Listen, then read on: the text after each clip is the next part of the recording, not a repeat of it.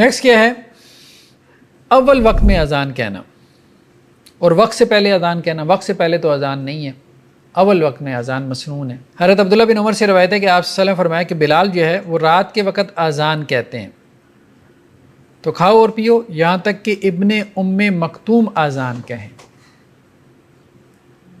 تو رمضان میں جیسے عام طور پہ یہ روٹین تھی کہ پہلی اذان حضرت بلال دیتے تھے، اور اس کا مقصود کیا ہوتا تھا کہ لوگ جاگ جائیں، سحری کر لیں. دوسری اذان ابن ام مکتوم دیتے تھے، اس کا مطلب کیا ہے کہ سحری کا وقت ختم، فجر کا وقت شروع ہو گیا. ٹھیک ہے. تو اس سے بعض لوگوں نے کہا کہ تہجد کی اذان بھی، یہ تہجد کی اذان تھی کہ نہیں تھی، بہرحال اصل میں تو بیدار کرنے کے لیے تھی، لیکن ٹھیک ہے بعض لوگوں نے اس سے تہجد کی اذان نکال لی، دے لیں آپ، کوئی حرج نہیں ہے. ملتا ہے کہ فجر سے پہلے بھی ایک اذان ہے، اب اس کی لوگوں نے اپنے اپنے طور پہ تعویل کر لی. یہ صرف رمضان میں تھی ویسے؟ اس کے علاوہ مطلب عمومی بات ہے، ایک عمومی بات ہے. وہ دوسری حدیث میں استاد یہ آتا ہے نا کہ جو سویا ہوا وہ جاگ جائے اور جو قیام کر رہا ہے اس کو. جی جی ایسی ہے، یہ یہاں پہ روایت ہے نا، ینادی لیرجع قائمکم وینبئ نائمکم، تو کہ وہ جو ہے نا وہ منادی کرتے ہیں، اذان دیتے ہیں، ٹھیک ہے، کہ جا کے سویا ہوا کیا کرے، جاگ جائے. اچھا جی، نیکسٹ کیا ہے؟ اذان اور اقامت کے درمیان فاصل، یعنی کتنا فاصلہ ہونا چاہیے، کتنا وقفہ ہونا چاہیے اذان اور اقامت کے درمیان. تو ہمارے پاس کوئی صحیح روایتیں نہیں ہیں، یہ کہہ رہے ہیں اس بارے میں جتنی روایتیں ہیں وہ ضعیف ہیں. امام بخاری نے اگرچہ باب بھی باندھا ہے کم بین الاذان والاقامہ، اذان اور اقامت کے درمیان، لیکن یہ ہے کہ وہ کوئی وقت ثابت نہیں ہے، متعین وقت.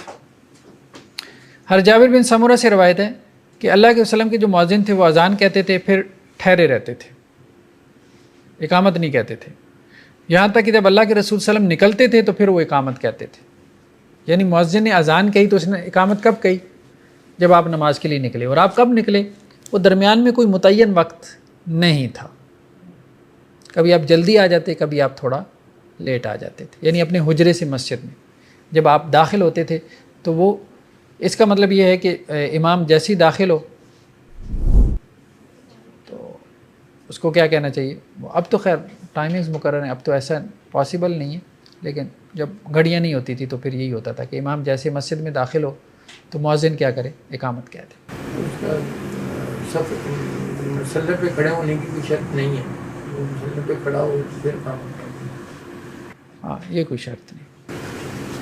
تو پیچھے ہم نے کوئی 15 منٹ کا بھی پڑھا تھا نا اذان اور کیا، کس کا؟ اذان اور اقامت کے اندر 15 منٹ کا ہم نے شرط پڑھا ہے پیچھے بھی. نہیں، ہم نے وہ ایک ویسی بات کی کہ ہمارے یہاں وقفہ عام طور پہ 15 منٹ کا ہوتا ہے.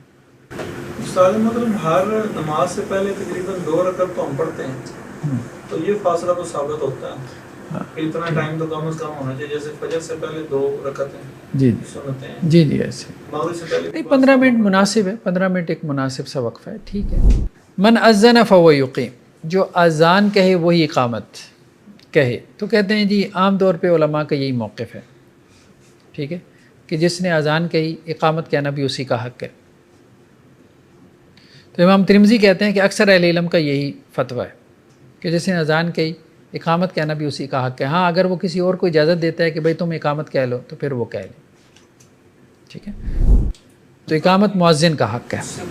یہ انعام میں ہے، اگر وہ اہل حدیث جو نہیں، اہل حدیث میں بھی اگر نہیں ہے تو انہیں یہ پریکٹس رکھنی چاہیے کہ جو اقامت کہنے والا ہے اسے مؤذن سے پوچھ لینا چاہیے. اہل حدیثوں میں تو یہ ہے کہ کوئی پیچھے سے آ رہا ہے، امام جا رہا ہے تو وہ پیچھے سے ہی اس نے الفاظ کہنے شروع کر دیے. جی. نیکسٹ کیا ہے؟ متى يقام الى الصلاة، آپ نے نماز کے لیے کھڑے کب ہونا ہے، یعنی جب اقامت کہنی ہے تو کھڑے کب ہونا ہے.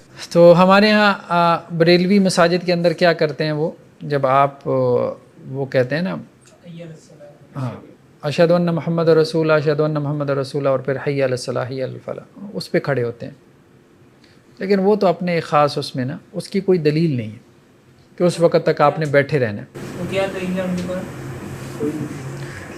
دلیل کوئی دلیل نہیں ہے، بس ہاں احتراماً بیٹھے رہتے ہیں. وہ آپ یوں سمجھ لیں کہ بعض ان کے ہاں جو ذرا مطلب زیادہ پڑھے لکھے نہیں ہیں تو وہ یہ کہتے ہیں کہ جی جیسے رسول اللہ صلی اللہ علیہ وسلم جو ہے وہ حاضر ہوتے ہیں، اس قسم کی باتیں ہیں. وہ باتیں بھی ایسی ہیں کہ وہ نہ ہی کریں تو اچھا ہے. وہ ایک حاضر ناظر کا بھی جو ہے نا وہ موقف ہے نا، حاضر ناظر کا بھی موقف. ابن منذر نے حضرت انس سے روایت کی ہے کہ قد قامت الصلاۃ کے اوپر کھڑے ہو. یہ تو انہوں نے اس کو لاج سائز کیا ہے نا کہ نماز کھڑی ہو گئی ہے تو تم بھی کھڑے ہو جاؤ. یعنی اگر بیٹھے ہو، ہاں بیٹھے ہو تو کھڑے ہو جاؤ، یہ بات کہی. تو یہ بات ٹھیک ہے کہ وہ لفظ کے معنی کے اعتبار سے اس کو جوڑا ہے حضرت انس نے رضی اللہ. لیکن پیچھے کچھ اور چل رہا ہے حاضر ناظر کا عقیدہ، تو بہرحال وہ چیزیں تو ویسے ہی ثابت نہیں ہیں کہ اللہ کے رسول صلی اللہ علیہ وسلم وہاں حاضر ہو. جب اللہ کے رسول حاضر ہوتے ہیں تو ظاہر بات ہے پھر آپ مصلی پہ کیوں کھڑے ہو جاتے ہو؟ سب سے بڑی تو گستاخی یہی ہوگی کہ آپ صلی اللہ علیہ وسلم کی جو ہے وہ مطلب موجودگی میں جو ہے وہ آپ مصلی پہ کھڑے ہو گئے. وہ باتیں ایسی ہیں کہ مطلب عجیب و غریب قسم کی باتیں پیدا کر دی گئی ہیں. سر امام جب تک اپنے مصلی پہ کھڑا نہ ہو تب تک مقتدیوں کو بھی کھڑا نہیں ہونا چاہیے؟ مقتدی نہیں، ایسی کوئی بات نہیں، ایسی کوئی بات امام سے پہلے مقتدی ہاں مقتدی کھڑے ہو سکتے ہیں امام سے پہلے، کوئی حرج والی بات نہیں. بعض روایتوں میں استاد محترم اس طرح آتا ہے کہ جب صحابہ کرام نبی السلام کو آتا دیکھتے تو صفیں سیدھی کرنا شروع. ہاں یہی بات، یہ پیچھے روایت گزری ہے نا، ٹھیک ہے، کہ جو اقامت کہنے والا کیا کرتا تھا، جب آپ صلی اللہ علیہ وسلم کو دیکھتا تھا تو پھر اقامت کہتا تھا. یعنی جو مؤذن جب دیکھتا تھا کہ آپ صلی اللہ علیہ وسلم حجرے سے نکلے ہیں تو وہ کھڑا ہو کے اقامت کہہ دیتا تھا. اسی کی بنا پہ ہم یہ دلیل نہیں لے سکتے کہ جب تک امام کو آتا نہ دیکھے تب تک کھڑے نہ ہو. تب تک کھڑے نہ ہو مطلب کہ ہو سکتا ہے نا کہ امام کوئی 5-10 سیکنڈ اوپر ہو گیا کچھ لوگ کھڑے ہو جاتے ہیں، ابھی امام انٹر نہیں ہوئے مسجد. یعنی کھڑے ہو جائیں، بہرحال حرج تو نہیں ہے نا. ٹائم فکس ہے نا سر، اس لیے وہ گھڑی دیکھ کے تو دیکھنا بھی شروع کر دیتے ہیں کہ ابھی تک آیا نہیں. تھوڑا سا شروع کر دیتے ہیں، گھڑی کس لیے لگائی ہے ابھی تک آئی نہیں. وہ مطلب دونوں طرف سے مبالغہ ہوتا ہے. ملازم ہے نا اس لیے یہ ہوتا ہاں امام ملازم ہے، وہ ایک آدھ منٹ لیٹ ہو جائے تو وہ پھر لوگ جو ہے نا وہ تبصرہ کرتے ہیں. بہرحال ہے. سر ایک جگہ پر کہتے ہیں گھڑی اتار کے ڈال دیں اگر آپ نے ٹائم پہ نہیں. نیکسٹ کیا ہے جی، اذان کے بعد مسجد سے نکل جانا. ظاہری بات ہے مسجد میں ہے، اذان ہو گئی، اب مسجد سے نکل گیا، یہ تو ٹھیک نہیں ہے. ٹھیک ہے، حضرت ابو ہریرہ سے روایت ہے کہ اللہ کے رسول صلی اللہ علیہ وسلم نے ہمیں حکم دیا کہ جب تم مسجد میں ہو اور اذان کہہ دی جائے تو پھر تم میں سے کوئی ایک مسجد سے نہ نکلے جب تک کہ وہ نماز پڑھ لے. بعض اوقات ہوتا ہے نا، جیسے آپ نے ظہر پڑھی، اب وہاں ہی بیٹھ گئے، دوستوں کے ساتھ بیٹھ گئے، گپ شپ لگانے میں پتہ ہی نہیں چلا عصر ہو گئی، او ہو گھر چکر لگانا تھا، چلو میں دوڑ کے، عصر کی اذان بھی ہو گئی، میں دوڑ کے چکر لگاتا ہوں. نہیں، اب عصر پڑھ کے جائے، یہ مراد ہے. عصر کے 5:30 بجے والی پڑھنی ہے پھر تو اذان نہیں نہ ہوئی، مسجد کی اذان کی بات ہو رہی ہے. جس مسجد میں آپ ہیں اس مسجد میں اگر اذان ہو گئی ہے تو پھر نہ نکلے. ہاں دوسری اذان ہوئی ہے تو پھر ٹھیک ہے، گھر چلا جائے. نہیں مطلب اگر 4 بجے والی مسجد میں اذان سن کر 5 بجے والی مسجد میں نماز پڑھ سکتے. ہاں پڑھنے کو تو پھر پڑھ سکتا ہے.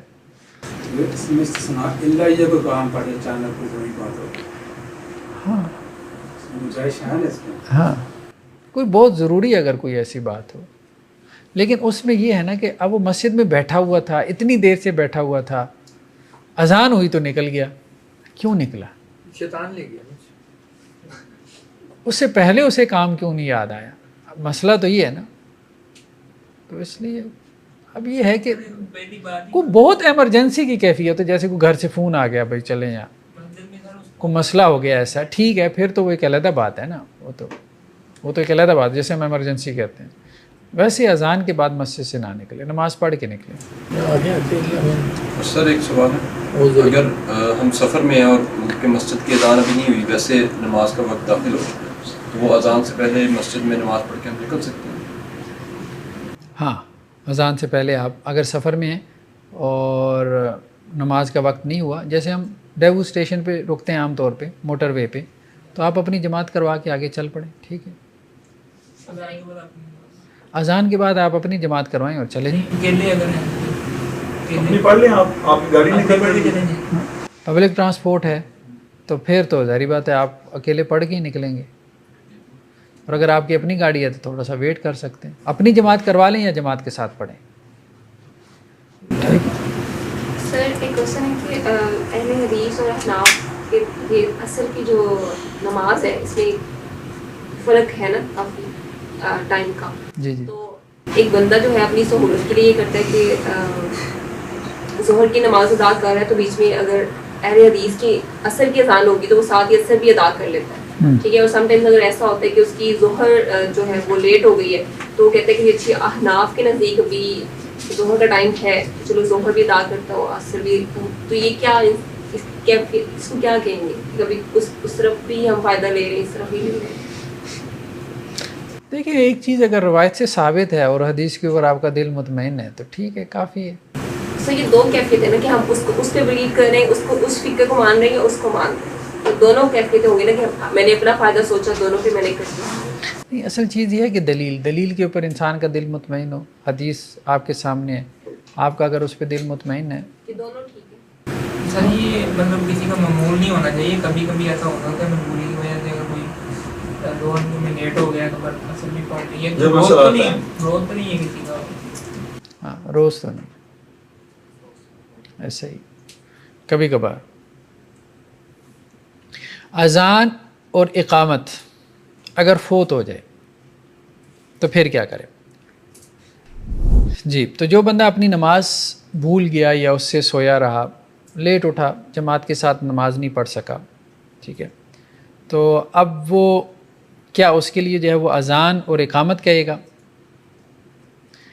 اس میں انہوں نے ایک قصہ بیان کیا ابو داؤد سے کہ اللہ کے رسول صلی اللہ علیہ وسلم جو ہے وہ اپنے صحابہ کے ساتھ تھے ایک سفر پہ, ٹھیک ہے, اور رات کو قافلے نے دیر سے پڑاؤ ڈالا. تو جب دیر سے پڑاؤ ڈالا تو فجر کے لیے کوئی بھی نہ اٹھ پایا, یہاں تک کہ سورج جو ہے وہ طلوع ہو چکا تھا. یعنی سورج کی جو حدت تھی, گرمی تھی, اس کی وجہ سے لوگوں کی آنکھ کھلی. تو آپ صلی اللہ علیہ وسلم نے حضرت بلال کو کہا کہ اذان کہیں اور اقامت کہیں اور نماز پڑھائی.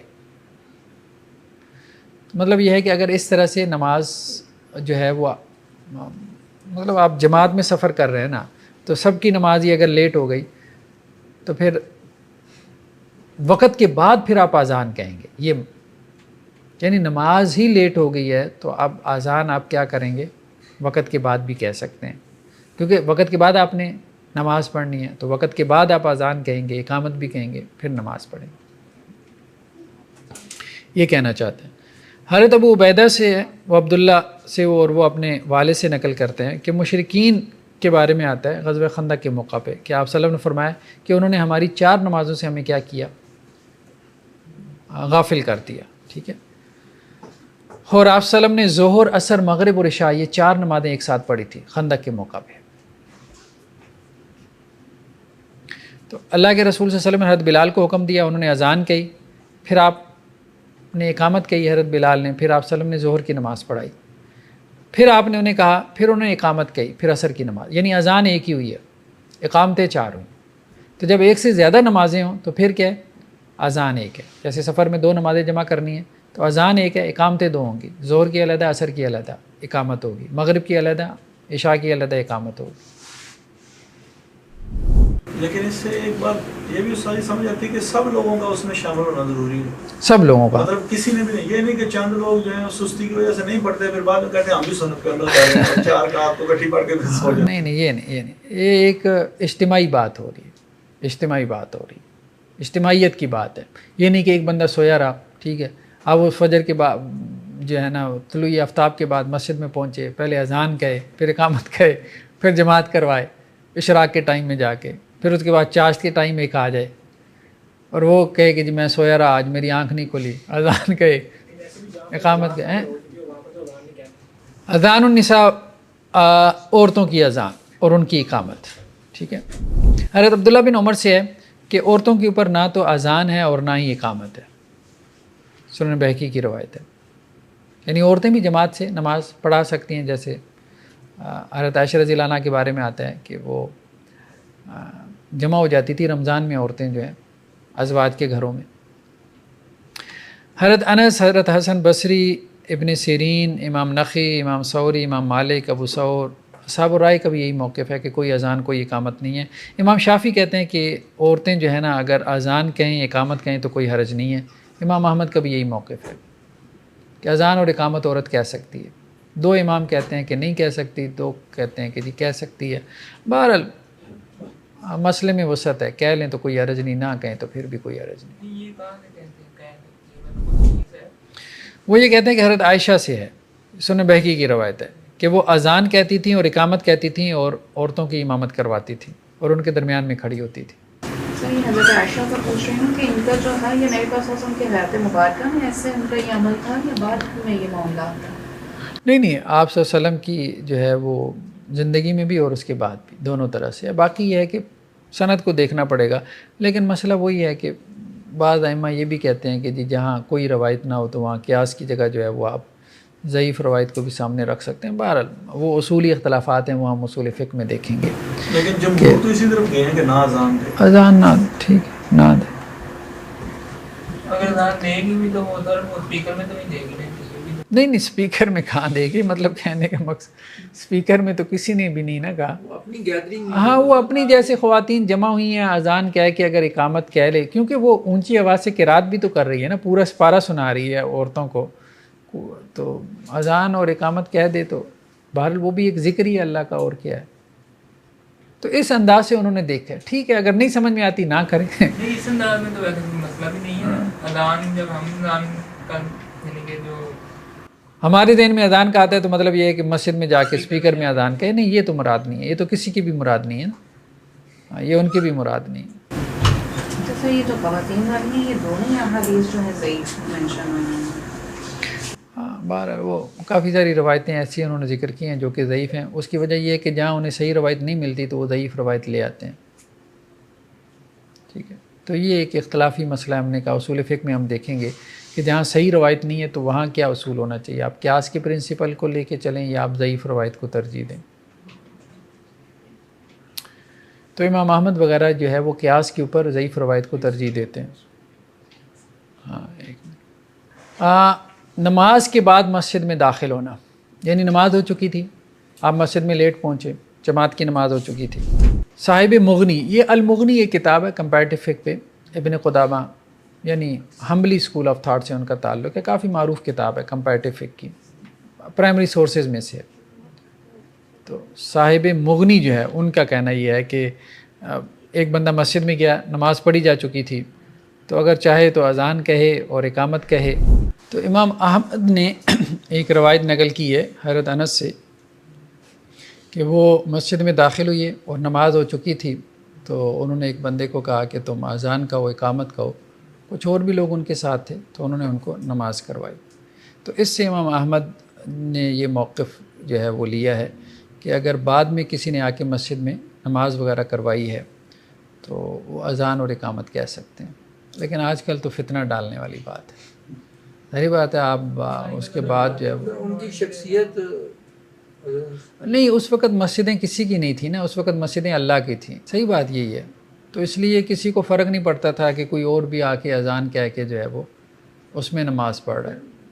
تو اب تو یہ ہے کہ مسجد کیا ہے، مسجد تو ایک پراپرٹی ہے نا، وہ کسی مسلک کی ہے یا ایک باڈی کی ہے، ہاں کسی فیملی کی ہے یا کسی کمیٹی کی ہے یا کسی جماعت کی ہے۔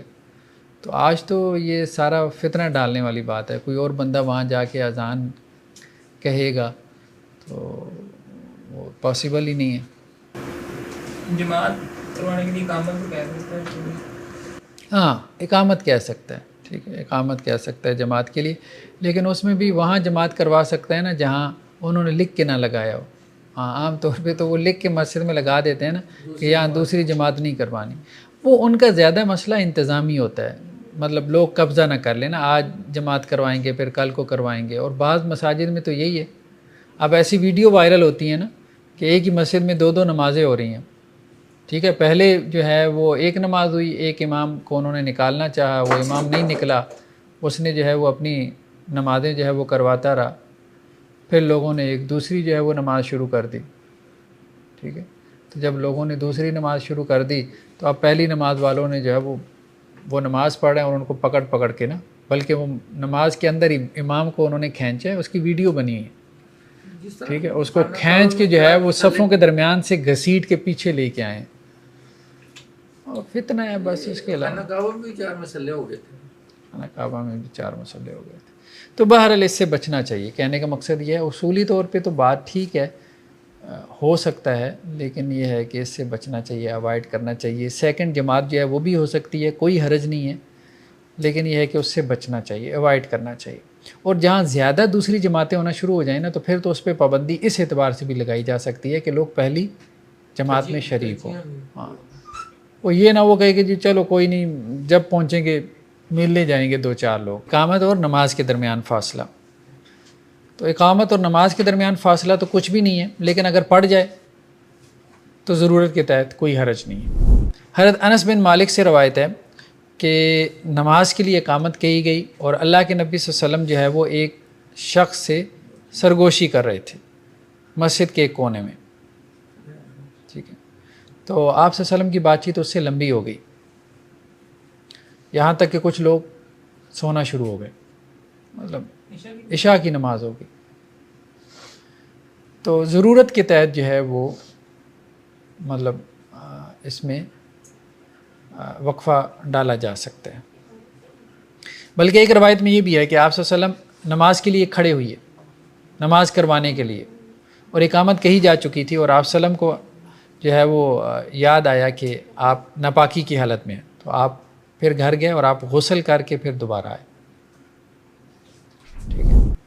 تو مطلب وقفہ ڈالا جا سکتا ہے اگر کوئی ضرورت ہو، اقامت اور نماز کے مابین۔ آپ نے المغنی کا بتایا کہ کمپیریٹیو فقہ کی بک ہے، جی جی اور یہ فقہ حنبلی جو ہے وہ اس کو یوز کرتے ہیں؟ جی جی، حنبلی اسکول آف تھاٹ کے ہیں نا ابن قدامہ الحنبلی، تو وہ اس کے مصنف ہیں نا۔ کمپیریٹیو فقہ کی جو اچھی کتابیں نا ان میں سے ایک یہ ہے المغنی، ایک اور ہے اس کا نام ہے بدایت المجتہد، وہ ابن رشد کی ہے، وہ مالکی ہے، مالکی اسکول آف تھاٹ سے،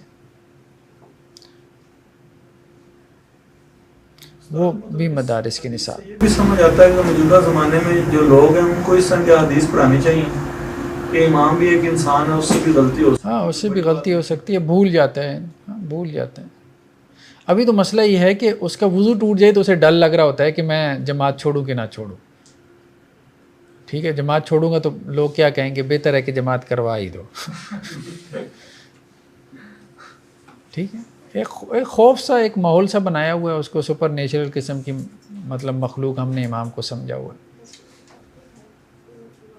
ایسا نہیں جو ہے نا اس کی ملازمت پہ ہی ہے، جی جی، کہ اس نے ڈیپینڈ کر لیا ہے کہ یہی میری ملازمت ہے، اس سے مجھے نہیں، ہمارے یہاں مسئلہ زیادہ ہے، احناف کے یہاں تو امام کی بڑی قدر کرتے ہیں۔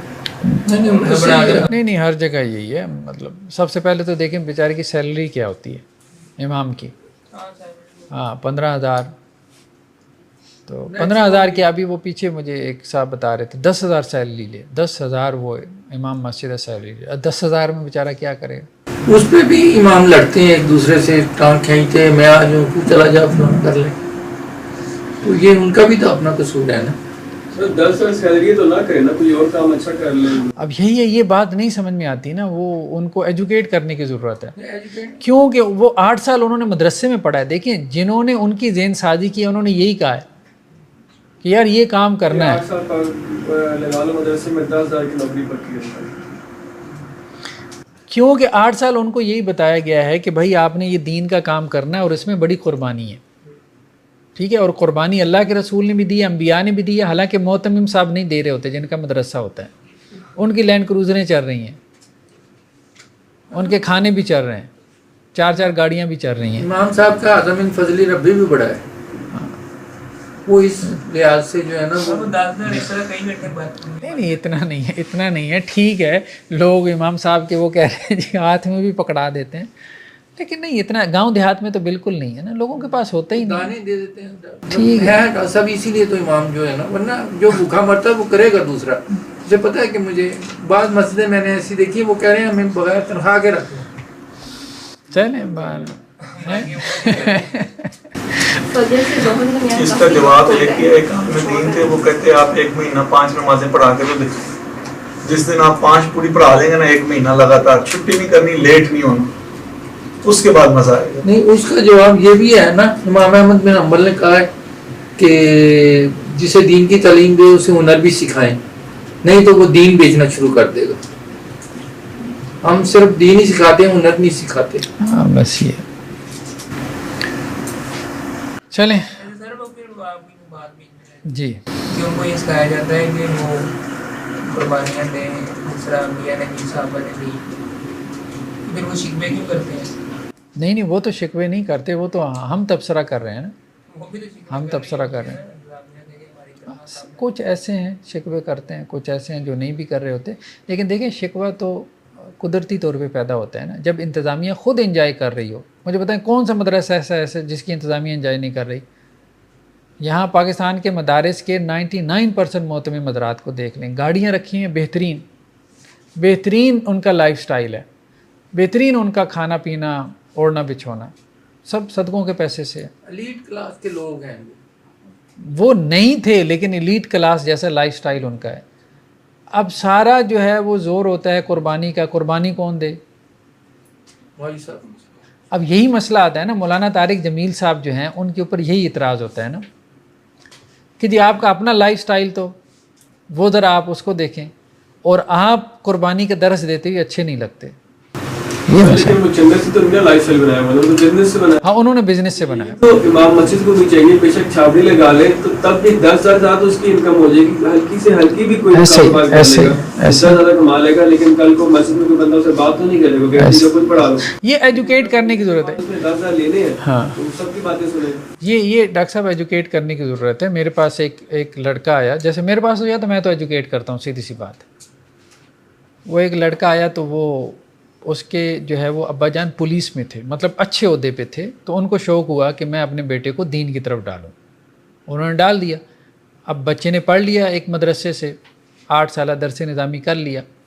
اب اس کے بعد بچہ کیا کرے؟ اب ظاہر بات ہے اس نے میٹرک ایف اے تو کیا نہیں تو کیا کرے گا؟ اب وہ شادی شدہ تھا، اس کے بچے تھے، یقین مانے وہ 2-2 ہزار کی ٹیوشن پڑھاتا تھا.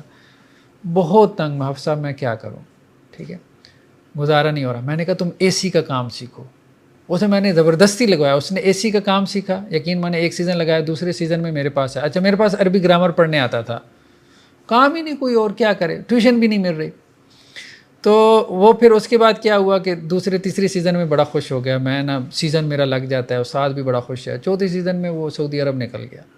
ٹھیک ہے. اچھا تو کہنے کا مقصد وہی ہے، ڈاکٹر صاحب صحیح کہہ رہے ہیں کہ کوئی ہنر سیکھے، اور لیکن یہ سوچ اس کو دینی پڑتی ہے نا کہ بھائی آپ نے آؤٹ آف دا باکس جا کے سوچنا ہے. کیوں؟ کیونکہ مدرسے نے اس کو 8 سال جو ہے نا جس طرح سے اس کا ایک ذہنی سوچنے کا پیٹرن بنا دیا نا، وہ یہ سوچتا ہی نہیں ہے، وہ اس کو کفر سمجھ رہا ہوتا ہے کہ میں یہ دنیا کا کام کر کے پتہ نہیں کوئی کفر تو نہیں کرنے لگا، حالانکہ سارے صحابہ بزنس کرتے تھے.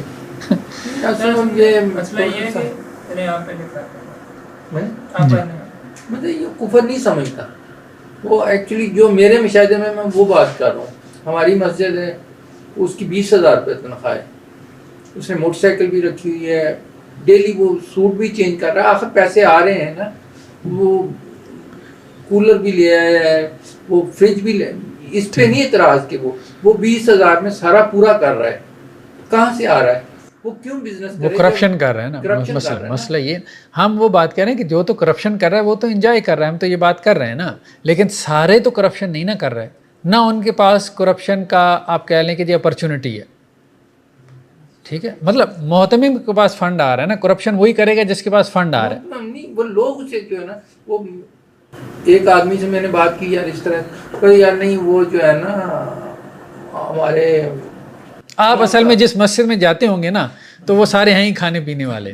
مطلب وہ پورا مکتب فکری جو ہے نا، اچھا اہل حدیثوں کا. چل آپ تو ان کے بھی سعودی عرب سے کافی سارے تعلقات ہیں. ان چیزوں کا کسی اسکول آف تھاٹ سے تعلق نہیں ہوتا. آپ ذرا کے پی کے کی طرف جائیں، وہاں پہ 70% مساجد لوگوں کی ذاتی گھروں میں بنی ہوئی، تو وہاں پہ تو پھر اور ہی مسئلے ہوں.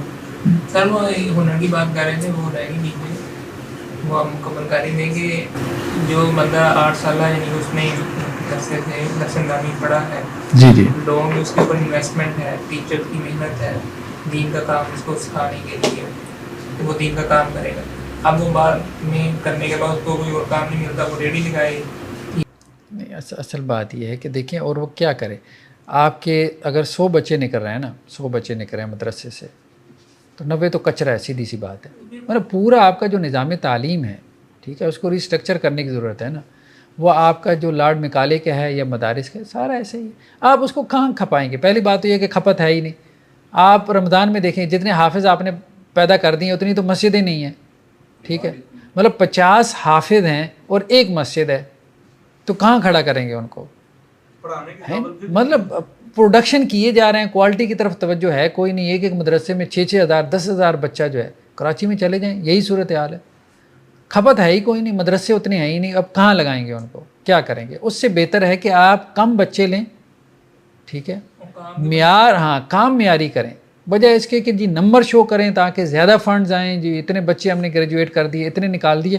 اب ہو بھی یہی رہا ہے کہ وہ بچہ مر کھپ کے پھر کیا کرتا ہے، کمپیوٹر کی کچھ سکلز، گرافک ڈیزائننگ سیکھ لے گا، وہاں جا کے اس کو کوئی جاب مل جائے گی. وہ تو یہ پہلے بھی کر سکتا ہے نا یہ والے کام.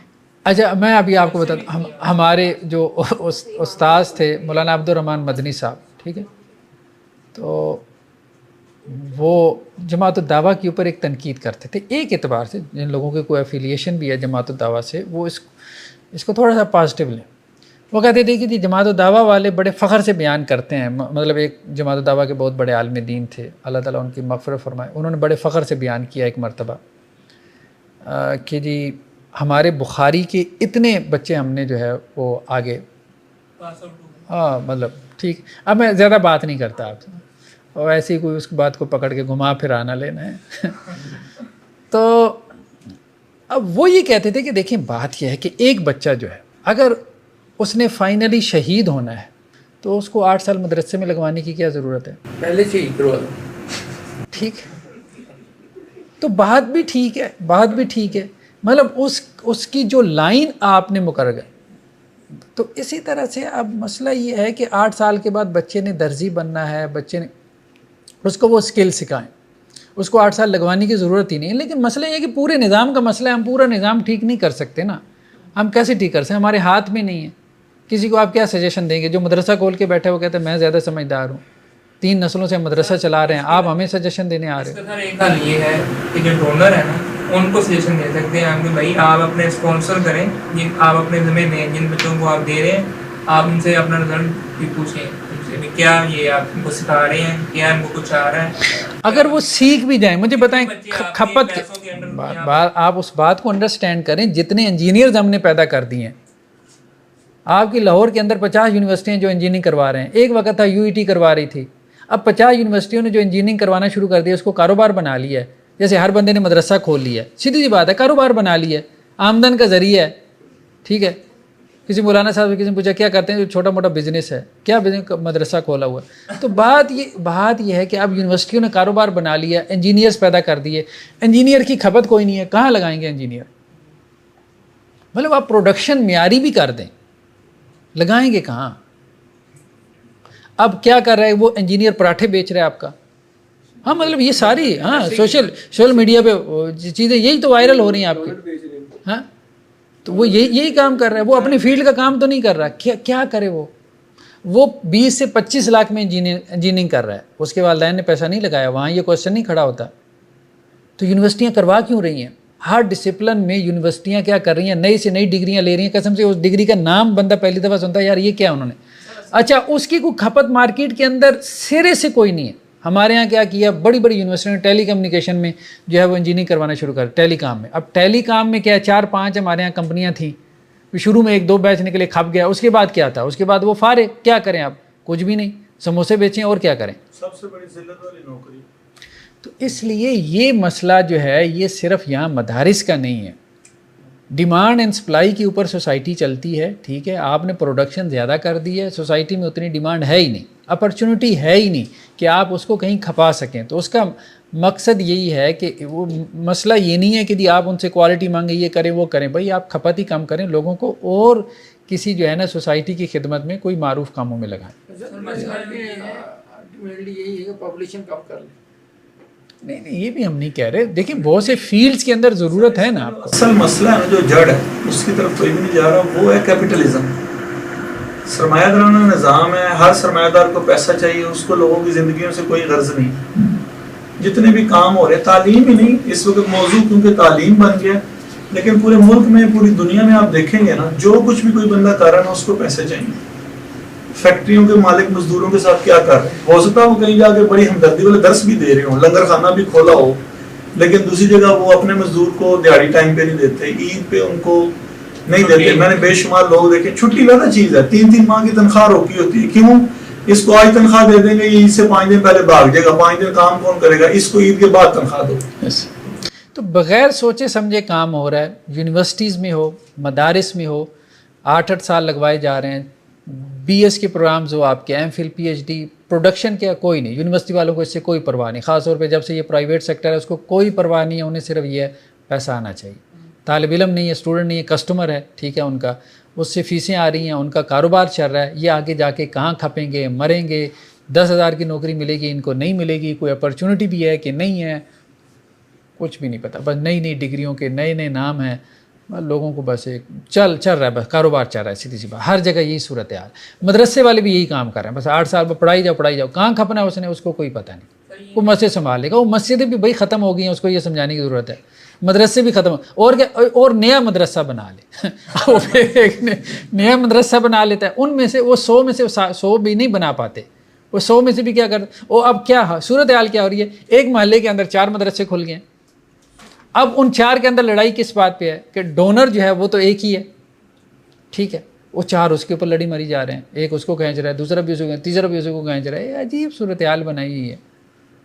وہ اپنا دین وہ ان 4 نے بھی تباہ کیا ہوا ہے, لوگوں کا بھی تباہ کیا ہوا ہے. ایک ہی جو ہے وہ گلی کے اندر ایک ہی مسلک کی 2 مسجدیں, دونوں نے ایک دوسرے کے خلاف سپیکر کھولے ہوئی. پہلے تو یہ نا ایک دوسرے کے مسئلے کے خلاف یہ صورت ہے. پرانے وقتوں میں جو ہے نا وہ علماء کو اکثر حکیم کی ڈگری ساتھ کروائی جاتی تھی, ابھی بھی کر سکتے ہیں. مختلف سکلز ہیں, سیکھیں, مختلف سکلز ہیں, سیکھیں. ایسا بھی ایک میرا کویشچن ہے, وہ یعنی کہ اپنی بات پر آ رہا ہے کہ آبجیکٹیو کیا ہے. انجینئرنگ جو کرتا ہے نا, اس کا کمپیریزن مدرسے سے جو کر رہے ہیں وہ تو کرتے ہی جاب کے لیے, پیسے کمانے کے لیے کر رہے ہیں. مدارس میں دین کی جو تعلیم حاصل کی جاتی ہے وہ دین کا کام کرنے کے لیے کی جاتی ہے. اصل مقصد جو پہلے سلف سارے علم اس لیے حاصل کرتے تھے نا. مطلب یہ ہے کہ آپ جس بچے کو لے کے آ رہے ہیں مدرسے میں, جس بچے کا ایڈمیشن ہوتا ہے نا, اس کی عمر کیا ہوتی ہے, 10 سال 12 سال میکسیمم 13 سال, ٹھیک ہے. اس بچے کو کیا شعور ہوتا ہے کہ میں نے دین کا کام کرنا ہے. بھائی اس کو تو مار کوٹ کے جو ہے وہ ماں باپ بھی کوٹ لگاتے ہیں, ٹھیک ہے, کہ اس نے حفظ کرنا ہے. وہ قاری صاحب بھی کوٹ لگا رہے ہیں, استاد بھی کوٹ لگا رہا ہے. اس کے لیے تو وہ عذاب ہے, کوئی رستہ اس کو نکلنے کا نہیں ملتا. ان میں سے بھی کئی بھاگ جاتے ہیں. تو جس صورتحال میں وہ بیچارے پڑھتے ہیں ان کے پاس تو کوئی آپشن ہی نہیں ہوتی. وہ تو بڑے ہو کے سب سے پہلے تو ماں باپ کو جو ہے وہ تانا دیتے ہیں کہ ہمیں اس میں ڈالا کیوں تھا, ہمارے بارے میں یہ فیصلہ ڈیسیژن ہی غلط ہوا ہے. یہ نہیں فیصلہ ہوتا ہے شعور کی عمر کو پہنچنے کے بعد. تو شعور کی عمر میں جاتا کون ہے مدرسے, مجھے بتائیں. آپ لوگ ہیں نا جو یہاں آئے, وہاں تو سارے جو ہے وہ بچپن کی عمر میں پہنچی ہوئی ہیں. جس کی اماں ابا کی خواہش تھی کہ جی اس نے مولوی بننا ہے, چاچی کی خواہش تھی اور انہوں نے ڈال دیا بس. زیادہ تر 8ویں کلاس انہیں شعور نہیں ہوتا, بہت کم میں شعور ہوتا ہے. آپ کہہ لیں 5 چلتے نہیں ہوتے, چلو اس کو مدرسے, ہاں اس کو مدرسے ڈال دو. پہلی بات تو یہ بھی ہے. پھر دیہات کا بیک گراؤنڈ ہے, ٹھیک ہے, کوئی ایکسپوئر وغیرہ نہیں ہے. بہت سے مسائل ہیں, بہت سے فیکٹرز ہیں اس میں جو ہے نا. جیسے سر آپ کہتے ہیں کہ یہ انجینئر جو ہے وہ برگر بھیجا جائے, اگر انجینئر برگر بھیجتا تو اس کو بڑا اپریشیٹ کیا جاتا ہے, وی لاگس کر رہے ہیں, ٹی وی میں بھی آ رہا سب کچھ. لیکن اگر مولوی جو ہے اس کو کہا جائے کہ تم بھی اپنے کوئی روزی کا بندوبست مسجد کے علاوہ کوئی کرو, ایسے کوئی پروموٹ نہیں کرتا. ڈاکٹر سبیل ہے اگر, ٹھیک ہے, جو کہ اپنے شوق سے ذرا بھی قرآن میں جو ہے شوق سے پڑھاتے ہیں, اس کو کاروبار نہیں بنایا ہوا.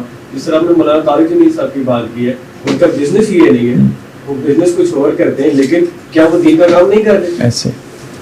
اصل بزنس تو ان کا یہی ہے, کوئی مانے یا نہ مانے. اب دیکھیں نا یہاں آپ بات کر رہے ہیں ڈاکٹر سبیل کے پاس تو خاندانی پیسہ, اللہ کے بندے عام نہیں میں ابھی آپ کو ایک اور مثال دیتا ہوں. یہ دیکھیں, یہ یہاں جوہر ٹاؤن میں ہیں حافظ سجاد موٹرز والے, وہ ہمارے مدرسے کے کلاس فیلو ہیں, ابھی آپ کبھی جوہر ٹاؤن میں وہاں گزرے نا جناح سے آپ ادھر اکبر چوک کی طرف آئیں لیفٹ سائڈ پہ دیکھیں بہت بڑا شو روم ہے, ٹھیک ہے, مطلب ملینز میں کاروبار ہے ان کا.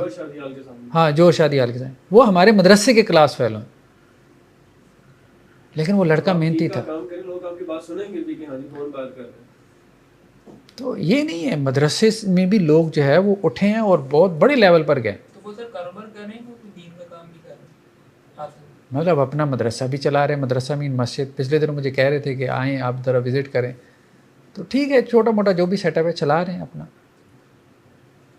تو کہنے کا مقصد یہ ہے کہ آپ اور طرح سے بھی دین کا کام کر سکتے ہیں. سر ہمارے معاشرے میں یہ بھی مسئلہ ہے نا کہ اب یہ تو چلے مولانا تاجمیل اور ڈاکٹر سفیر ابراہیم کی مثالیں, یہ تو ایکسیپشن کہتے ہیں کہ تو جائیداد وراثت میں آئی تھی ان کو مہینے میں یا پیسہ بھی. یہ جو عام بندہ نکلتا ہے نا گریجویٹ ہو کے مدرسے تھے, اور لوگ اگر وہ کوئی چھوٹا موٹا پروفیشن شروع کر دے تو لوگ بھی تانے مارتے ہیں اس کو کہ مولوی صاحب ایسا نہیں ہے, اتنا عالم دین ہو کر نا یہ دیکھو جی.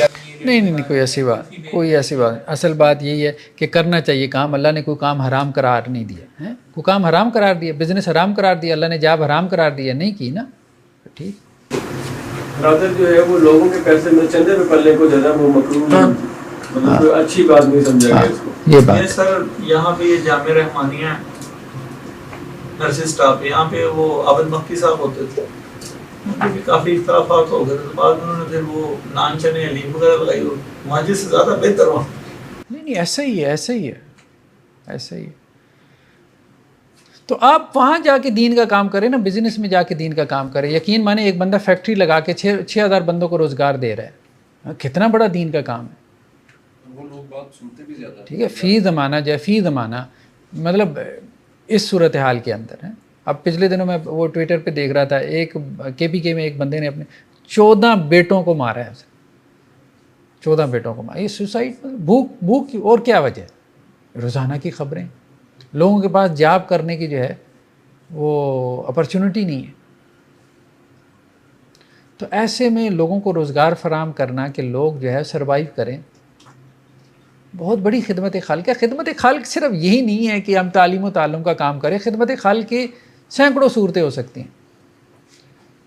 میں نے بتایا تھا آپ کو کہ وہ غالباً جارڈن کے ایک امام تھے, تو وہ قحط پڑا ہے جارڈن کے اندر, تو وہ ممبر پہ بیٹھے, صرف ایک جملہ کہا جمعے کے خطبے کے لیے, صرف ایک جملہ کہا کہ میرے 1000 جمعے کے خطبے سننے سے بہتر ہے ایک بھوکے کو جا کے کھانا کھلا دو, بس جماعت کروا دی. تو اب ایک یہ بھی تو سوچ بنا دی ہے نا, بس دین کا کام یہی ہے 30 جلدوں میں تفسیریں لکھ دو, بھائی عمل کاک نہیں ہے. دین سارا جس کے لیے حاصل کرتے ہیں وہ حاصل کرتے کرتے جو ہے وہ 10 15 20 سال لگا دیتے ہیں, وہ جو تھوڑا بہت عمل ہوتا ہے وہ بھی نکل جاتا ہے, وہ سیکھتے. یہ زمام کار حکومت کے ہاتھ میں نہیں رہے گی نا, تو پھر اسی طرح ہوگا. ایک چھوٹی سی مثال دینا چاہوں گا, پشاور میں ہاسپٹل ہے, وہاں پر اس کے جو ہیڈ ہیں وہ ایک دن آئے تھے, لیکچر تھا وہاں پہ میں بیٹھا ہوا تھا, تو بتا رہے تھے کہ آیوڈین کے مسئلے سے تھائرائڈ گلینڈ کا مسئلہ ہوتا ہے. تو پیشنٹ کو ہم لکھ کے دے رہے ہیں آیوڈین کا نمک کھائیں, وہ کھا رہے ہیں لیکن رزلٹ میں جب آتے پھر مسئلہ وہیں کا وہیں. تو کہتے ہیں ہم نے 25 برانڈ اٹھا لیے مارکیٹ سے اور ان کی ریسرچ کی, تو صرف 2 میں آیوڈین تھی, 23 میں سرے سے آیوڈین تھی ہی نہیں, لیکن بکری. چلیں ہم ختم کر لیں, میرے خیال میں ٹائم ہمارا ہونے والا ہے. یہ اذان کا ٹاپک ہم مکمل کر لیں. جو اذان کے لیے مقرر ہے اس کے علاوہ کوئی اذان کہہ سکتا ہے, اس کی اجازت سے کہہ سکتا ہے, ٹھیک ہے. اذان میں کچھ اضافہ کرنا, اذان میں اضافہ نہیں کر سکتے کیونکہ یہ بدعات میں سے ہے, ٹھیک ہے. مثال کے طور پہ جیسے یہاں پہ انہوں نے کہا ہے ابن حجر کے حوالے سے کہ اگر کوئی بندہ اذان میں یہ کہے اشہد ان سیدنا محمد, تو یہ بھی نہ کہے, اذان میں اضافہ ہو جائے گا نا. آپ وسلم نے نہیں کہا, ٹھیک ہے. تو ویسے عام طور پہ کہتے لیکن اذان میں نہ کہے, تو اذان میں اتنا اضافہ بھی کرنا درست نہیں. اسی طرح سے ایک اور چیز مسئلہ جو لے کے آئے ہیں کہ جی اذان میں جو لوگ جو ہے وہ اپنے محمد صلی اللہ علیہ وسلم یعنی اللہ کے وسلم کا نام آنے پہ کیا کرتے ہیں, اپنے انگوٹھوں کو جو ہے وہ چوم کے آنکھوں کے ساتھ لگاتے ہیں, تو وہ کہتے ہیں کہ جی یہ بات بھی کوئی ہمیں سنت سے نہیں ملتی, ٹھیک ہے. اشہد ان محمد رسول اللہ پہ اشہد ان محمد رسول اللہ, یہ چیز بھی جو ہے وہ اس میں آ جاتی ہے کہ جو سنت سے ثابت نہیں ہے.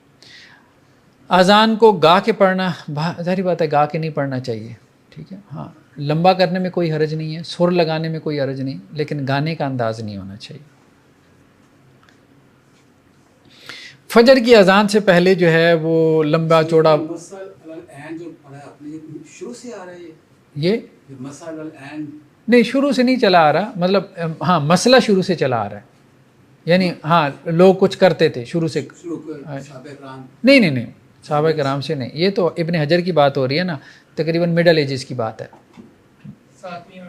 ہاں ابن حجر کا جو ہے وہ 9ویں صدی ہجری ہے۔ 852 تو ہم کیا بات کر رہے تھے، ہاں فجر سے پہلے جو ہے وہ جیسے بعض مساجد میں ہم دیکھتے ہیں کہ جی وہ نعت پڑھنا شروع کر دیتے ہیں، بعد میں قرآن کی تلاوت شروع کر دیتے ہیں فجر سے پہلے، اور بعض مساجد میں جو ہے وہ واعظ شروع کر دیتے ہیں، تو یہ بھی درست نہیں ہے، کیونکہ اللہ کے رسول صلی اللہ علیہ وسلم سے یہ ثابت نہیں، ٹھیک ہے۔ علامہ ابن جوزی کی کتاب ہے نا تلبیس ابلیس، شاید آپ نے دیکھی، اردو میں ترجمہ بھی ہے، ابلیس کی چالیں، اس کا مکر و فریب، تو اس میں انہوں نے اس کا تذکرہ کیا ہے، یعنی ان کے زمانے میں بھی یہ ہو رہا تھا، ٹھیک ہے۔ تو وہ یہ کہہ رہے تھے کہ جی یہاں مسجد کے منارے پہ کچھ لوگ کھڑے ہو جاتے ہیں اور فجر سے پہلے واضح نصیحت شروع کر دیتے ہیں اور اونچی آواز سے جو ہے وہ قرآن پڑھتے ہیں، تو یہ ٹھیک نہیں ہے، انفرادی طور یہ منکرات میں سے ہے۔ تو اذان سے پہلے صلاۃ و سلام پڑھنا، اذان کے بعد کچھ کلمات پڑھنا، بس نہیں، بس ٹھیک ہے، اسپیکر میں آئے اب بس اذان کہیں اور بس اسپیکر بند کریں، بس آگے پیچھے جو ہے نا اس میں کوئی اضافہ کرنے کی ضرورت نہیں، ٹھیک ہے جی۔ سبحانک اللہم و بحمدک نشہد ان لا الہ الا انت نستغفرک و نتوب الیک۔